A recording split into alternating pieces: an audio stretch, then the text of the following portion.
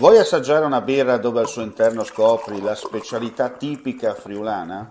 Lumi Beer, il prodotto ricavato in 20 ettari di terreno coltivato orzodistico, biodiversità, performance ambientale.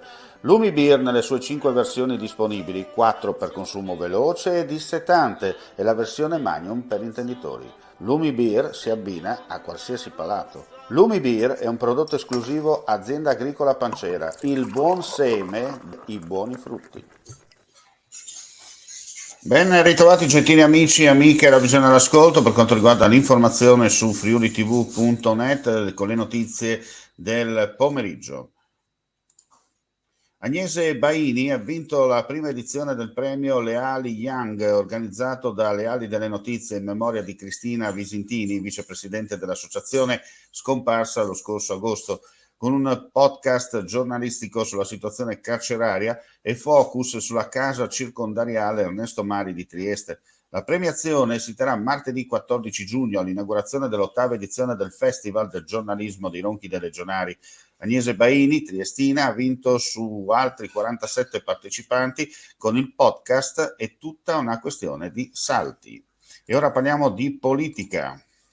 Avete già inquadrato il presidente della regione Fedriga, perché il governatore si ricandiderà alle prossime elezioni regionali per portare avanti l'importante lavoro che abbiamo fatto. Lo ha annunciato al termine di un intervento in cui ha ricusato le critiche delle opposizioni al suo vice Riccardo Riccardi, che detiene anche le deleghe alla sanità, nei cui confronti è stata presentata una mozione di censura.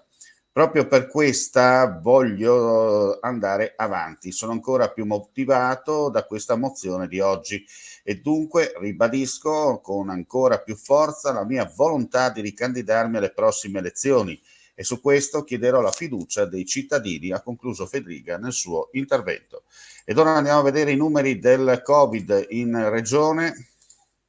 Su 3.954 tamponi molecolari, 68 nuovi contagi, 3.418 i test rapidi antigenici, dai quali sono stati rilevati 374 casi.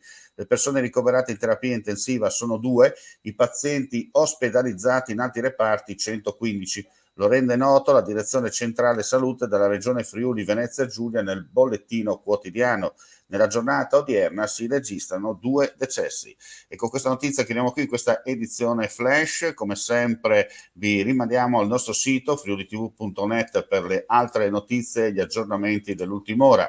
Grazie per la visione all'ascolto e non resta che augurare a tutti voi, gentili amiche e amici, il più cordiale buon pomeriggio.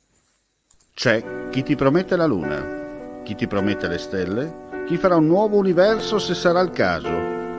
Noi non ti promettiamo, facciamo. Media Triveneto, il nuovo network del Nord-Est. Chiama senza impegno allo 0434 31 63 25, orario ufficio, da lunedì al venerdì. info@mediatriveneto.com.